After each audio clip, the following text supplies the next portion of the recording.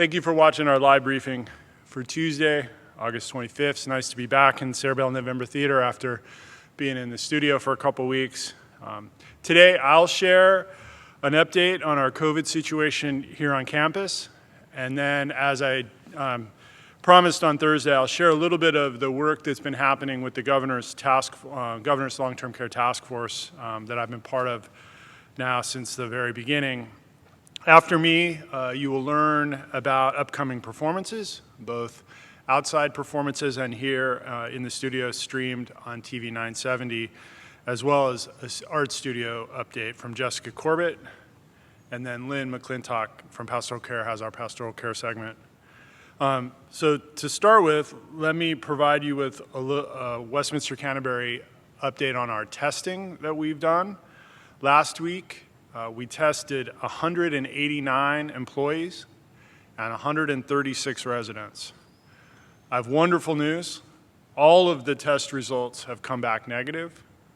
And so that is a big milestone for us because we'd had a couple of weeks where we'd had one or two positives in every batch of testing. And so to get everybody back negative is really good news. This testing covered all 3 floors in Parsons Health Center and all the employees who have had resident interaction in Parsons Health Center. After the limited outbreak that we'd been enduring for a few weeks, this is outstanding news. This week, the testing schedule is that yesterday we tested Parsons second floor residents. Today, the Parsons residents on the 3rd floor will be tested or have been tested. And tomorrow, the residents of the 1st floor in Parsons will get tested. Also tomorrow and on Friday in the mornings from 6 a.m. to 8:30 a.m., all of the employees who work in Parsons, care staff, dining staff, housekeeping staff, and other support staff who are in there frequently will get tested. We adopted this testing schedule a couple of weeks ago so that we could get results back during the work week because we'd been in a cycle where a lot of the results were coming back over the weekend. Now pushing everything forward, we're getting all the results back so that we can adjust both from a patient care standpoint and a staffing standpoint during the work week. And it seems to be working out pretty good. Also, we currently have 3 residents residing in our COVID-19 positive unit. All 3 of them were tested again today, and we're eagerly awaiting them getting negative test results so they can get back to their homes in Parsons Health Center. Thankfully, all 3 residents are doing fine, and we're just waiting on the negative tests, and then we can transfer them back. In other great news, we only have 3 employees currently who are out of work, quarantine while they recover. Everyone else has received 2 negative test results and has returned to work. If all goes well, and all continues to go well, our Avalon residents quarantine will end on Saturday, the 29th. I want to stop for a second and just give a huge thank you to the staff who've worked tirelessly in the Parsons Health Center and in Avalon, other areas of assisted living, and in the COVID unit to care for residents in really tough conditions, isolating, quarantining, wearing PPE, and with the knowledge that there has been some virus. So it's really tough conditions. They've done a fabulous job, and so we're super thankful for them. And hopefully this will come to an end soon and we can all celebrate their efforts together. All right, so now changing topics. I'd like to provide a brief update of the work of the Governor's COVID-19 Long-Term Care Task Force. I was invited to participate back in April, and they've been calls every week or every other week now for the whole period.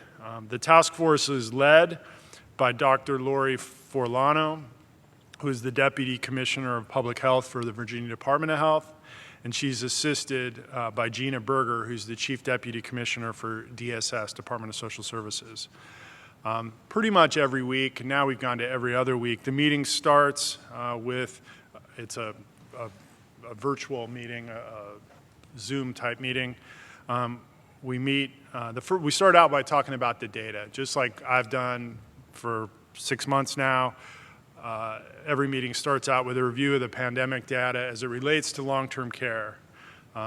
Last week they reported there have been 8,944 COVID cases in long-term care in Virginia that have accounted for 1,309 deaths. Outbreaks, which we had a little outbreak here a couple of weeks ago. Outbreaks in Virginia appear to have peaked or are peaking here in August. Within the last 10 days, hopefully is the peak. We had a bad week a couple weeks ago where lots of facilities were having outbreaks. The most recent week was a little bit lower. So hopefully we've peaked, but it's odd to think that this thing started in March and long-term care is just now peaking in terms of the number of facilities that are having outbreaks. But it makes sense because people are out and about and society's reopened and staff are getting sick. The other thing that is very high on the agenda of the governor's task force right now is COVID-19 vaccine planning and influenza planning, influenza and vaccine planning. And the bulk of the meeting this last week has really been on the emphasis on needing to get residents and staff vaccinated for the flu this fall. And so VDH has put in place or is putting in place tracking efforts that will allow facilities and the state to know exactly what our organizations like us, what our success rate is in terms of getting residents and staff vaccinated for the flu. There is a lot of concern, and I don't mean to over-exaggerate it, but Dr. Forlano and others, the other physicians on the call, are very concerned about what a flu season will do in terms of the additional strain on our health systems and facilities like this, long-term care facilities. So more to come on that, but there is a lot of work happening from the state's perspective to make sure that facilities are ready. And then there was talk about COVID-19 vaccine. And COVID-19 vaccine, the situation is complex, to say the least. And the reasons are simply that there's a lot of partial or bad information being shared through the media, through the pharmaceutical industry, and through politicians. And so really hard for the state officials to wrap a program around all this information, which is partial at best. They do anticipate that there will be a vaccine at some point. They're not yet ready to talk dates, but when it is available, they anticipate it's going to come in 2 phases. The initial phase will have limited availability and be provided to just priority groups.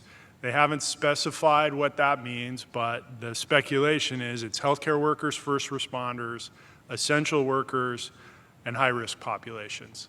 So we should fit pretty neatly into that definition. But we'll have to wait and see. Clearly it will take a while for that to unroll or unravel once the vaccine's available and it gets sorted out how they'll distribute it. The other thing that there's a lot of discussion about is a program that's been rolled out by the Centers for Medicare and Medicaid Services in partnership with the CDC, the Centers for Disease Control, which is antigen testing for long-term care facilities. So antigen testing is different than antibody testing, right? Antibody testing is something we can get now that tells us if we've had it in the past, had the virus in the past, and our body has developed antibodies for it. Antigen testing is what allows for the rapid tests, the 15-minute tests that are being done at BetterMed and Walgreens, CVS, that sort of thing. So CMS, Centers for Medicare and Medicaid Services, has purchased a rapid antigen testing unit for every long-term care facility in the United States. I think it's 22,000 of them or some crazy, big number. Antigen testing tells us if we have the virus, and that test can be done very quickly, 15 to 30 minutes. Westminster Canterbury Richmond was put on the priority list to receive antigen rapid testing unit, and we received ours last week. We were in the first group to receive it. This week, I think tomorrow, we'll be getting our first education guidance on how, when, and where we're to use it versus the molecular, what we call a PCR test, and that's the test we've been using so far. We take a swab and we send it out, wait a couple days and get the results. There's really 3 different kinds of testing that we are doing or will be doing. The first is the diagnostic test, right? That's the person who has symptoms or has a known exposure to somebody who is positive. And today we're testing those with the PCR tests. We're sending them out and we're asking people to quarantine until we have 2 negative results following that. A screening test, which is like our weekly testing that we're doing in Parsons for staff and residents. And would do that on a regular basis because we're trying to find individuals who are contagious but not symptomatic. And so we're trying to find the virus so that we can get those folks out and in quarantine, or if it's a resident, we can get them into the COVID unit where they can be cared for and keep everybody else safe. And then the third group is this surveillance testing, which we haven't really gotten to yet, where once we're stable and we don't have any virus, we'll start doing some selective random testing of our staff so that we can try to just ensure that we're virus-free. And so this new antigen testing unit will be used for some of those things, not all of them. There's very limited data to guide us on the use of the rapid antigen testing because they're brand new. So it's going to take us some time and some work to get clarity on when it will be best utilized versus the PCR test, which is very accurate. There are problems with the sensitivity and specificity of the antibody or antigen tests. And so we have to just get some clarity on how we're supposed to use it. We should be getting that in the next week or 2. Last thing we always talk about as part of the governor's task force is personal protective equipment. Because facilities all over Virginia and all over the country are really struggling to make sure their staff can be safe. We've been lucky. We've stayed with an adequate supply of everything really since the early days of this. And the issues with personal protective equipment appear to be stable across Virginia, but the majority of facilities, somewhere between probably 70 and 90% of facilities, report every week that they have an inadequate supply of PPE for their staff. We're lucky.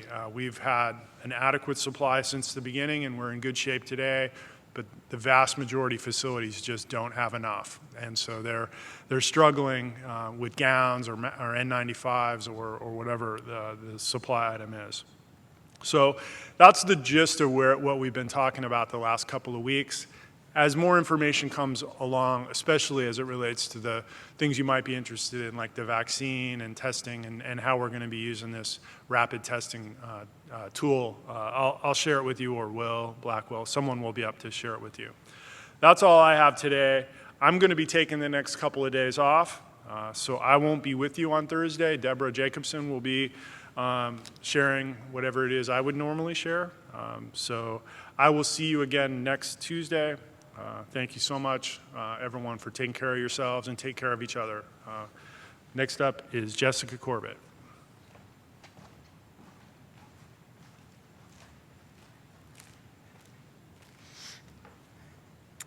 Good afternoon. I am here today to share with you some updates from the Cultural Arts Department. We are wrapping up our Summer Night series tomorrow evening with an outdoor concert at 7 p.m. in the Campbell Garden. This event will be mostly chamber music and will feature a cello and flute duo. It should be a beautiful setting for a wonderful final summer evening. The rain chance is 10%. It looks like it'll be 82 degrees, so it should just be a nice summer evening for us. Then, on Thursday of this week, we will launch into our Fall into the Arts series.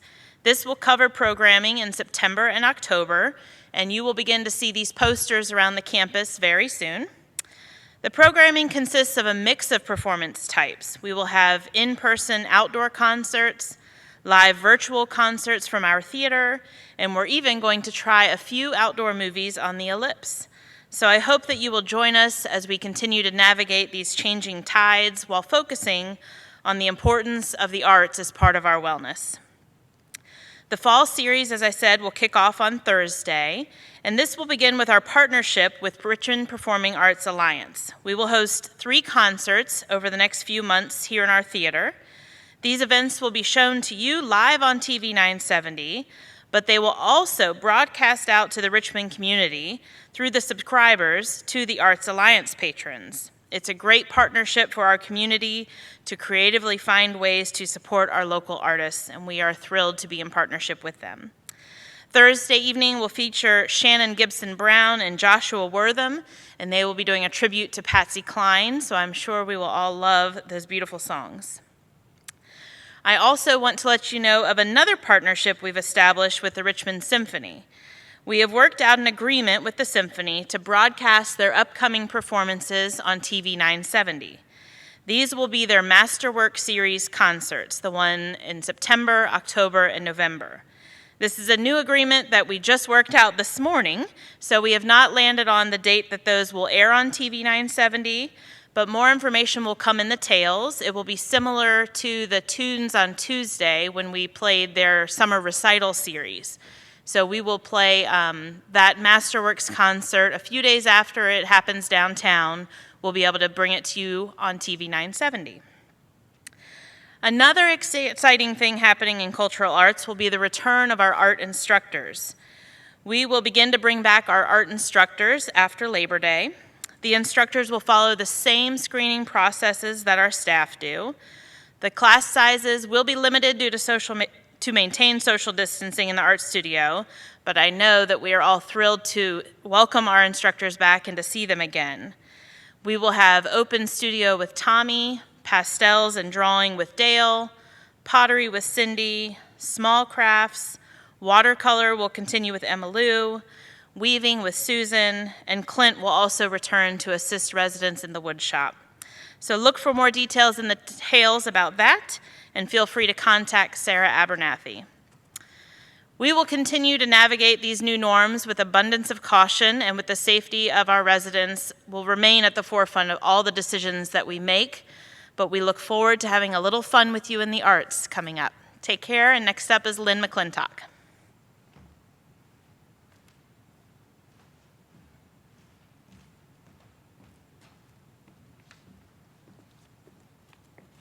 Good afternoon, everyone. I have 2 announcements first. That is to remind you that Thursday at 10:30 on TV 970, we will be having our Thursday worship service. I will be preaching this week, and Reverend Deacon Logan Augustine will be assisting, and Sally Maynard will be playing on the piano. So we hope you'll join us at 10:30 this Thursday. It's also just about time for our new September prayer booklets. And if you have not received a prayer booklet in the past, please call Vanessa Perry at 1502 or David Curtis at 5179. The prayer booklets have daily prayers. It's a wonderful routine that you can use throughout the week. We also have prayers this time from various staff members. So we hope that you will want to have a prayer booklet. We know that those of you who have used it have really appreciated it. So if you've gotten one in the past, we'll get you one this time. But if you haven't, please give us a call. I remember hearing the story from a friend about a long trip that she and her husband and children took in a car. The trip was to take many hours, and the parents had the foresight to pack plenty of toys and snacks and other distractions for the kids. After a few hours, the kids became restless and they were bored. They played the alphabet game. They sang every Vacation Bible School song that they knew. They counted backwards from 100. But it was clear that Will, 4-year-old Will, in the back seat, was getting really antsy. He asked several times, "Are we there yet? Mom, are we there yet? Dad, are we there yet? The parent's patience was wearing thin, and after answering the same question over and over again, the mother, exasperated, said, "Will, do not ask me that question again." So there was silence in the back seat. And then Will said, "Mom, how old will I be when I get there?" Like in the family car, we are on a long journey. The thing is, though, for this COVID-19 journey, we didn't have the time to prepare and pack up for this journey. We didn't know how long, and we still don't know how long the journey will be. We did not have time to get our game plan together, to put together our roadmap, to figure out where we would stop to gas up again, where we would stop at night to rest. All of a sudden, we are on the coronavirus road, and we're not even sure what the destination will look like because the world is changing so much. We have the strange feeling of flying out of control on a roundabout and yet getting stuck on the freeway. Are we there yet? It is always easier to endure difficult times when we have a sense of the beginning, the middle, and the end. For instance, if you've ever had to go through a round of chemotherapy, I bet it helped to know how many sessions you had. If it's 35, you can count down and you can mark off the calendar. You have an end date that you can look forward to. If you have 6 weeks of rehab, if all goes well, you can count down those weeks and have a date when you can look forward to transitioning from physical therapy to your own exercises. With an end date, you can plan. You can have celebrations when things end. But this pandemic is so unknown that we really don't know where we are on the continuum. And that unknowing can be unnerving and exhausting. But there are a few things that we can say for sure, and they are things that give us hope. The first thing is that every day brings us closer to a vaccine. We are closer today, August 25th, than we were on June 25th, than we were on March 25th. And if we think of each day as progress, we could perhaps feel more hopeful and less as though the world has ground to a halt. We are moving along, and John's comments about antigen tests are testimony to that. Another thing we can say for sure, we have been on this journey together for about 5 months, and we have slowly started to figure out our own ways on how to get going, how to endure, and how to keep going.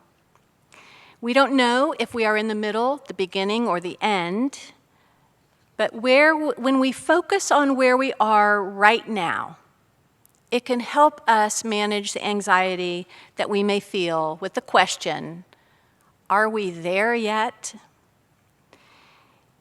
If we have found our inner strength, if we have found some equilibrium, if we have gotten clear about what matters in life, then at least this is an important place to be, and this time is not lost.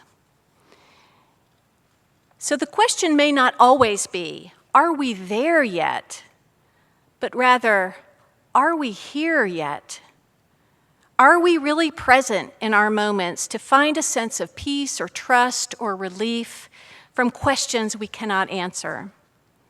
Are we resting in God's mercy and God's grace? If you're not, the good news is that you always have another opportunity to try, to let go and let God. A third thing that we can say for sure is that we are not alone on this journey. In one sense, the entire world is with us as we travel this path. The pandemic has a global impact, and it has bound us together with our fellow humanity like never before. And maybe that's not a terrible thing. Maybe now we are seeing how interconnected we are and how the health of one of us affects the health of all of us. I hope we never lose the sense of interconnectedness, of reverence for our lives and for the lives of others. We've been taught a hard lesson, and I hope we don't lose its meaning. We are also not alone because we are in this community together. All departments here at Westminster Canterbury have had to take a sharp and hard detour from the road that we were on in order to help you feel safe and healthy and to be fed. You may not have as much direct contact with staff as you have before, but you are being upheld by a staff community who loves you and who's doing everything for you. You are also not alone because you have each other. We encourage you to pick up the phone and call each other. Send notes of encouragement to each other. If you can, go outside and find a place where you can meet a friend for a 6-foot-apart chat. Call your families, pray for one another, and as you listen to this, know that you are loved. And lastly, and perhaps most importantly, no matter how we may feel, no matter where we are on this journey and whether we know or not, where the beginning, the middle, and the end is, who knows? But we are not alone because we have a God who loves us and who never leaves us. God tells us in Isaiah, "Do not fear, for I have redeemed you. I have summoned you by name. You are mine. When you pass through the waters, I will be with you. When you pass through the rivers, they will not sweep over you. When you walk through the fire, you will not be burned. The flames will not set you ablaze. For I am the Lord your God, the Holy One of Israel, your Savior." Are we there yet? Probably not, but we are closer, and we are not alone. So thanks be to God for God's steadfast love and mercy and grace, and thank God for the community of Westminster Canterbury.